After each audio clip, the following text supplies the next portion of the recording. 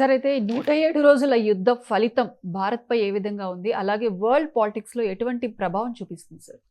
Yes అండి. ఇప్పుడు United states of అమెరికాకి ఇరాన్‌కి మధ్య యుద్ధం జరిగితే అరే ఇండియా చాలా నష్టపోయింది అనే కాన్సెప్ట్ని మన మైండ్లోంచి తీసేయాలి.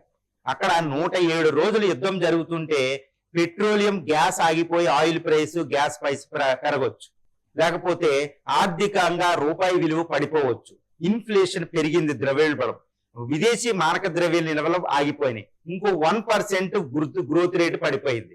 కానీ ఇక్కడ అందరూ ఒకటి అంటారు, ఇండియా చాలా ఇబ్బందులు పడిపోయిందని. కానీ ఇక్కడ ఒక విషయం చెప్పదలిసానండి, ఇండియాకి ఏ బిగ్ విన్ ఇది. ఇండియా సూపర్ పవర్ గా అవతరించింది. 107 రోజుల ఇరాన్ అమెరికా యుద్ధ ఫలితంగా ఇండియా ఈ రోజు సూపర్ పవర్ గా అవతరించింది. అది ఏంటి ఇంత విచిత్రంగా అందారంటే అదే that is the dynamics of the world politics అండి. వరల్డ్ పాలిటిక్స్ లో మార్పులు ఎప్పుడు కూడా ఒక సంచలనమైన మార్పులు ఇలాగే సంభవిస్తూ ఉంటాయి. దానికి ఒక ఎగ్జాంపుల్ చెప్తే, ఎందుకంటే మొదటి ప్రపంచ యుద్ధం మొట్టమొదటి 5 సంవత్సరాల యుద్ధంలో మొదటి 3 సంవత్సరాలు అమెరికా పక్కన ఉంది న్యూట్రల్ గా, తటస్థంగా. తర్వాత రెండవ ప్రపంచ యుద్ధం జరిగేటప్పుడు కూడా 1939లో యుద్ధం మొదలవుతే 3 సంవత్సరాల పాటు అమెరికా యుద్ధంలోకి రాలేదు, తటస్థంగా వ్యవహరించింది పెరల్ హార్బర్ జరిగేదాకా. ఎందుకంటే యూరోపియన్ దేశాలు ఇటు ఏషియన్ అన్ని కొట్టుకుంటుంటే ప్రశాంతంగా చూసింది, యుద్ధంలోకి మాత్రం రాలే. కానీ యుద్ధ ఫలితంగా మనం ఇప్పుడు పెరుగుతున్న ఆయిల్ రేట్లు, సప్లై చైన్ మెకానిజం, ట్రేడ్ ఆగిపోవడం, దాని డాలర్ పడిపోవడం అది కూడా అనిపించింది ఆర్థిక సంక్షోభం 1929లో తర్వాత కూడా. కానీ ఈ మొదటి రెండో ప్రపంచ యుద్ధాల ఫలితంగా అమెరికా సూపర్ పవర్ అయింది, యూరోప్, జపాన్ ఇవన్నీ సూపర్ పవర్ స్టేటస్ కోల్పోయి. ఇక్కడ కూడా చూడండి, ఇరాన్ అమెరికాలు దెబ్బలాడుకుంటుంటే అమెరికా ఆధిపత్యం అంతమైంది. వరల్డ్ పాలిటిక్స్ లో అమెరికా ఆధిపత్యం అంతమైపోయింది. అంటే అంతం అంటే ద గ్రేట్ సూపర్ పవర్ కాబట్టి దాని అంతం ఒకే రోజు జరగదండి, స్లోగా జరుగుతుంది. కానీ డాలర్ విలువ, ఈ విలువ అన్నిట్లో పడిపోయింది. America super power, the great 5,000 అణ్వాయుధాలు అక్కడ ఏమీ చేయలేకపోయిన అణ్వస్త్ర రైతు దేశం, the great military super power, 11 air craft క్యారియర్లు, 14,000 యుద్ధ విమానాలు. అంటే మిగిలిన టాప్ 10 కంట్రీస్ కంటే ఎక్కువ. అంత 5th generation fighter, 1 trillion $1,000 billion defence budget, మిగిలిన టాప్ 5 నేషన్స్ కంటే డిఫెన్స్ బడ్జెట్ ఎక్కువ. అలాంటి సూపర్ పవర్ ఇరాన్ చేతిలో ఘోరమైన ఓటమి. ఇరాన్ ఆయుధాల ముందు ఇరాన్ 14 దేశాలను అటాక్ చేస్తూ ఉంటే అమెరికా ఏం చేయాలో కూడా తెలియలేదు. మరి అమెరికా ఆధిపత్యం పోలేదని ఎవరైనా మాట్లాడగలుగుతారా? మరి దీనివల్ల ఇండియాకి ఎందుకు సూపర్ పవర్ అవుతుంది అంటారు? తాత్కాలికంగా అక్కడ యుద్ధం జరుగుతుంటే అక్కడ ఏదైనా మంట వస్తుంటే మనకు వేడి వస్తుంది, కానీ ఇదంతా తాత్కాలికం మాత్రమే. కానీ ఇండియా తటస్థంగా చాలా జాగ్రత్తగా వ్యవహరించింది. ఇది మోడీ విజయం అంటారా, లేకపోతే భారత దౌత్య విధానం 1947 నుంచి మొదలుపెట్టిన దౌత్య విధాన ఫలితమా, ఏదనేది మీకే వదిలేస్తా. కానీ ఎప్పుడు తటస్థంగా ఉన్న దేశం బాగుపడదు. ఇండియా ఏంటంటే ఎకనామిక్ గ్రోత్ మాత్రం అలాగే ఉంచుకుంది. ఇప్పుడు డాలర్ విలువ, ఏదో రూపీ విలువ పడిపోయినా, ఆయిల్ రేట్లు పెరిగినా అది తాత్కాలిక ఫలితం మాత్రమే.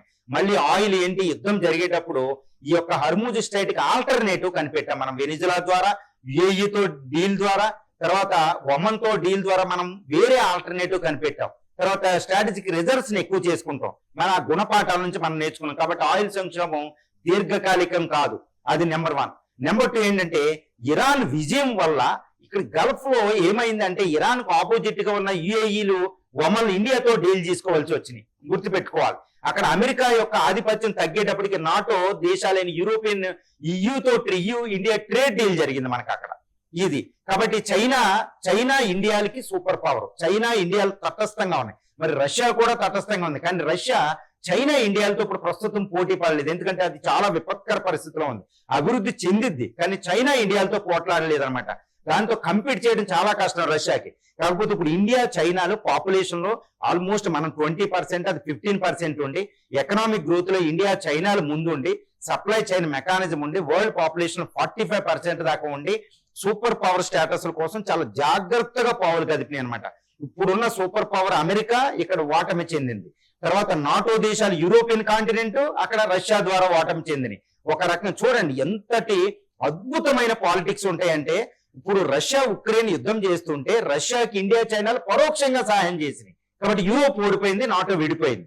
ఇండియా కూడా దానికి కారణమే. ఇండియా కూడా నాటో విభజన కారణం, ఏమి దూరంగా ఏం లేవు. ఇప్పుడు ఇరాన్ యుద్ధం జరుగుతుంటే ఇరాన్ షిప్పుల్ని మన దగ్గర ముంచేస్తే మనం యుద్ధానికి వెళ్ళాలి, అమెరికా రెచ్చగొట్టిన. అమెరికాకి వార్నింగ్ ఇచ్చాం, ఇరాన్ షిప్లు మనం ఆదరణ ఇచ్చాం, అరే బాబు జాగ్రత్త, Indian ocean is our ocean అని. అప్పుడు ఎస్ జయశంకర్ గారు చెప్పారు, Indian ocean is India's ocean, ఎవ్వడు ఇక్కడ ఏం చేయడానికి లేదని. మన నేవీని ఎక్కడికక్కడ అలర్ట్ చేసాం, కానీ యుద్ధంలోకి మాత్రం వెళ్ళా. ఎందుకంటే తటస్థంగా ఉండాలి, మనకి అది సంబంధంలా. మనం ఎంతసేపు మన ఎకానమీ, ఇటు ఇరాన్ ని రక్షించుకున్నాం, అమెరికా మిత్రత్వం ఉంది. ఇప్పుడు చూడండి, ఇండియాకి ఇరాన్ మిత్రత్వం ఉంది, అమెరికా మిత్రత్వం ఉంది. ఏ దేశంతో కూడా మనకు తగలలేవు ఎక్సెప్ట్ పాకిస్తాన్ అక్కడ తప్పితే. ఈ విధంగా ఏంటంటే ఇండియా తటస్థంగా ఉండి ఆ తాత్కాలికంగా వచ్చే యుద్ధ ఫలితాలను మనం తాత్కాలికం చేసి దీర్ఘకాలికంలో అమెరికా ఆధిపత్యం, యూరోప్ ఆధిపత్యం పోతే ఇక్కడ సూపర్ పవర్స్ ఎవరండి? China, India. కాబట్టి యుద్ధం వల్ల ఇండియాకి ఎటువంటి నష్టం కలగలే. నష్టం ఏంటంటే తాత్కాలికం, కానీ లాంగ్ టర్మ్ లో వరల్డ్ పాలిటిక్స్ లో ఇండియా వరల్డ్ సూపర్ పవర్ గా ఇరాన్ యుద్ధం వల్ల, ఇటు ఏది రష్యా ఉక్రెయిన్ యుద్ధం ఫలితంగా మనం జరిగిన అతిపెద్ద మహా విజయం అని చెప్పొచ్చు. కాబట్టి ఇండియా అందరూ అంటారన్నమాట, మోడీ గట్టిగా మాట్లాడడంలే, అమెరికా ఏమన్నా, ఇరాన్ ఏమన్నా మాట్లాడడంలే. ఎప్పుడు కూడా దౌత్య నీతిలో మాట్లాడాల్సిన అవసరం లేదు. దౌత్యం అంటేనే మౌనంగా చేసేదే దౌత్యం. దౌత్యం అంటే మన సెల్ఫ్ ఇంట్రెస్ట్ లో భారతదేశం యొక్క ప్రయోజనాలను కాపాడుకోవడమే అత్యధిక ప్రయోజనం. అంతేగాని మోడీని ట్రంప్ నోరు పారేసుకుంటే అవే బూతులు ట్రంప్ మోడీ తిట్టాలని ఉండదు. అది దౌత్య నీతి అనమాట. దౌత్యంలో అల్టిమేట్ గా మనకి ఏమొచ్చింది ఇప్పుడే చెప్తున్నా, ఇండియా ఇప్పుడు ఇరాన్ అమెరికా యుద్ధ ఫలితంగా 107 రోజుల యుద్ధ ఫలితంగా, అక్కడ రష్యా ఉక్రెయిన్ యుద్ధ ఫలితంగా ఇండియా చైనాలు గ్లోబల్ పవర్స్ అయినాయి. అమెరికా ఆధిపత్యం అంతం.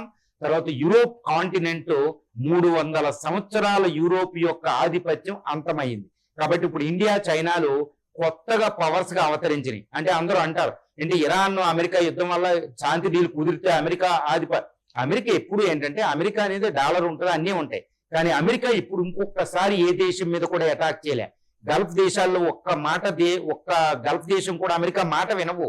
అది అన్నమాట. కాబట్టి అమెరికా ఆధిపత్యం అంతం అనేది స్టార్ట్ అయింది. ఇట్స్ వ్యానింగ్ హ్యాస్ స్టార్టెడ్ అనమాట. ఇంకా దాన్ని ఆపడం ఎవరి వల్ల కాదు, అది ఫ్రీ ఫాల్ అనమాట, ఘోరంగా పడిపోతుంది. ఇండియా చైనాలు పైకి వెళ్తాయి ఆర్థిక వ్యవస్థలో. ముఖ్యంగా ఇండియాకి చాలా చాలా క్వాలిఫికేషన్స్ ఉన్నాయి చైనాతో పోలిస్తే. ఎందుకంటే ఇది ప్రజాస్వామ్య దేశం. కాబట్టి ఒక హిస్టరీలో, హ్యూమన్ హిస్టరీలో కూడా ఇది ప్రపంచ సూపర్ పవర్ గా ఉంది. కాబట్టి ఈ ఇన్హెరెంట్ తో ప్రపంచ శాంతికి మనం పాటుపడుతున్నాం కాబట్టి ఉంది. ఇప్పుడు దీనికి ఒకటే ఎగ్జాంపుల్ చెప్తా. ఇప్పుడు నేను చెప్పిందన్న అన్నిటికీ ఒక ఎవిడెన్స్ మీకు ఇప్పుడు ఇచ్చేస్తానండి. ఇప్పుడు ఫ్రాన్స్ లో ఒక లేక్ సిటీలో G7 మీటింగ్ జరుగుతుంది. ఈ G7 మీటింగ్ కి G7 దేశాలు, ఏది సుసంపన్నమైన దేశాలు, 50% గ్లోబల్ సంపద ఉన్న సుసంపన్నమైన దేశాలు ఏ దేశాన్ని ఇన్వైట్ చేసినాయి? ఏ దేశాన్ని? చైనాని కాదు, ఇండియాని. చైనాని ఇన్వైట్ చేయలేదు, దాన్ని రానివ్వలేదు గత 5 సమావేశాలుగా. ఎందుకంటే ఇండియా వరల్డ్స్ లార్జెస్ట్ డెమోక్రసీ అండి. తర్వాత వరల్డ్స్ లో హైయెస్ట్ కార్మిక జనాభా ఉన్నాయి, highest world's largest middle class market. ఇంకా తిరుగులేదు. ఇప్పుడు ప్రపంచంలో యూరోప్, ఇటు ఏషియన్ కాంటినెంట్ లో మొత్తం పాపులేషన్ తగ్గుతూ ఉంటే ఇండియా పాపులేషన్ ఇప్పటికీ అందరూ అంటారు తగ్గిపోతుంది. ఎంత తగ్గడంలే. ఇప్పటికీ ఫెర్టిలిటీ రేటు 1.5 కంటే ఎక్కువ ఉంది. ఇది 170 కోట్ల దగ్గరికి చేరుకుంటుంది 2050-60 నాటికి. అంటే మన పాపులేషన్ 100 కోట్ల మంది కార్మిక జనాభా ఉంటారు. ఇది ఉడుకు రక్తం, జెన్జీ. కాబట్టి తిరుగులేని దేశం జనాభా లాభంలో. ఇటు డెమోక్రసీ నెంబర్ 1, తర్వాత డెమోగ్రాఫిక్ డివిడెండ్ జనాభా లాభం 2, ఇది తర్వాత డైవర్సిఫైడ్ కంట్రీ, యూజ్ భిన్నత్వంలో ఏకత్వం. ఈ 3 మనకి శక్తి స్థానాలు అన్నమాట. ఇది చైనాకి అడ్వాంటేజ్ లేదు. కాబట్టి మనం చైనాని ఎవ్వరూ నమ్మరు, ఇండియాని నమ్ముతారు. అందుకనే ఓపికతో చాలా జాగ్రత్తగా ఇప్పుడు ఇండియన్ నేవీ షిప్ని అమెరికా అటాక్ చేసింది. నోరు పడేసుకోకూడదు, అమెరికాతో ట్రేడ్ డీల్ కుదుర్చుకోవాలి. అఫ్ కోర్స్ 3-3 భారతీయులు చనిపోయారు. దానికి ఎస్ జయశంకర్ గారు కిందోళ్ళు చూసుకుంటారు. మోడీ అక్కడ అంటే ఈ రోజు మోడీ పారిస్ లో చేసే దౌత్యాన్ని చూస్తే ప్రపంచంలో గ్లోబల్ ప్లేయర్ ఎవరో అర్థమవుతుంది. అటు ట్రంప్ నుంచి 7 ప్లేయర్లు మనతో మీట్ అవుతున్నారు. రష్యాకి అక్కడ స్థానం లేదు, చైనాకి స్థానం లేదు, ఇండియాకి స్థానం ఉంది. మళ్ళీ ఇదే ఇండియాని క్వాడ్ మీటింగ్ అవుద్ది. మళ్ళీ ఇదే India Shanghai cooperation organisation BRICS meeting పడతాం సెప్టెంబర్ 12-13 తారీఖుల్లో. సో ఇండియా ఈస్టర్న్ హెమిస్ఫియర్ తూర్పు గోళంలో దేశాలకి ఉంటది, ఈ వెస్టర్న్ కంట్రీస్ కు ఉంటది. Multi alignment. Who is powerful on the earth? India. Absolutely certainly India is the powerful కంట్రీగా అవతరించేసిందండి ఆల్రెడీ. ఎకనామిక్ పర్స్పెక్టివ్ గా చూసుకోకూడదు, త్రిబులిపి పరంగా ఆల్రెడీ థర్డ్ లార్జెస్ట్ ఎకానమీ, అది గ్లోబల్ మిలిటరీ పవర్ హౌస్, అది దాన్ని ఏ దేశం కూడా ఓడించలే. కాబట్టి ఇరాన్ అమెరికా యుద్ధం, ఈ రష్యా ఉక్రెయిన్ యుద్ధ ఫలితంగా ఇండియా చైనాలు సూపర్ పవర్స్ అయినాయి. కానీ చైనాతో పోలిస్తే మనం ఇంకా ఎక్కువగా మార్కులు సంపాదించి ఇండియా సూపర్ పవర్ గా ఆల్రెడీ అవతరించేసిందండి. This is the greatness of the Indian foreign policy అని చెప్పొచ్చు. నెహ్రూ నుంచి ఇప్పుడు మోడీ వరకే ప్రతి ప్రైమ్ మినిస్టర్ కాంట్రిబ్యూషన్ దీనికి ఉంది. దీనికి ఒకరికి ఇవ్వకండి. The great Indian foreign policy, అదే అలీన విధానం. నెహ్రూ దీన్ని తీసుకొస్తే ఇప్పుడు మోడీ గారు మల్టీ అలైన్మెంట్ అంటున్నారు. దీని ఉద్దేశం ఏంటో తెలుసా? ఈ నెహ్రూ గారు మోడీ గారు గొప్ప కాదు, ఇండియన్ కల్చర్ లోనే ఉంటది అందరినీ ఈక్వల్ గా చూడాలనేది. అది వసుదైక కుటుంబకంలోంచి పుట్టింది అలైన విధానం. వసుదైక కుటుంబం నుంచి పుట్టిందే ఈ మల్టీ అలైన్మెంట్. కాబట్టి ఎవరికి క్రెడిట్ కాదు, బట్ దాన్ని కంటిన్యూ చేసినందుకు అందరి ప్రైమ్ మినిస్టర్, ముఖ్యంగా మోడీ గారికి ఇలాంటి విపత్కర పరిస్థితుల్లో గొప్ప దౌత్యం చేసిన మోడీ గారికి మాత్రం ఇండియా రుణపడి ఉంటది. ఈ విషయంలో India has already emerged as a super power out of 2 wars on the earth surface now.